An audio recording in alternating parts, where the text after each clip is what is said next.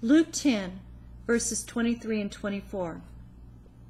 And he turned unto his disciples and said privately, Blessed are the eyes which see the things that ye see, for I tell you that many prophets and kings have desired to see those things which ye see, and have not seen them, and to hear those things which ye hear, and have not heard them.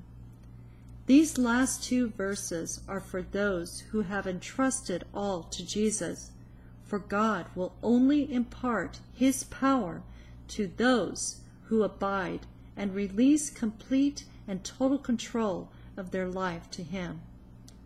What they see and hear will be too much for them in their flesh, for they will dwell in the presence of God and see and hear what he sees and hears. This is explained in the Greek meaning of eyes. The word eyes mean to gaze with wide open eyes at something remarkable. Jesus said, we will do greater things than he, but this is only possible if we see what he sees. This is visionary and entering into the spiritual realm. Jesus would not be able to perceive in the natural if he did not see it in the spiritual. What is in the natural is deceptive. What is in the spiritual brings clarity and truth. You are aware of lying tongue because you see in the supernatural where there's truth. You are aware of evil and what and who is evil because you are walking in the spiritual realm where there's truth and confusing spirits are exposed. Once you expose evil and those influenced by evil, you can speak forth commands to break spiritual bondages and controlling spirits, thus set the captives free. Many will be jealous of the authority and desire it for themselves, but their desire is for selfish gain, to make themselves look good and not to give glory to Jesus. Not all prophets speak my words, for they do not see in the spiritual realm.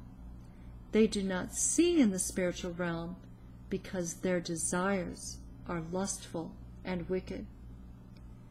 Many in the kingdom will desire for selfish reasons to hear and see what you do, but don't have because they are unwilling to make the sacrifices needed and necessary. What sacrifices are we speaking of, referring to? The sacrifice they make is the willingness to relinquish complete and total control of their lives to Jesus. Until you release control, you cannot be used in the spiritual realm because your ears and eyes are not in tune with spiritual things. The idea of dwelling with Jesus means walking with Jesus, thus the term disciple.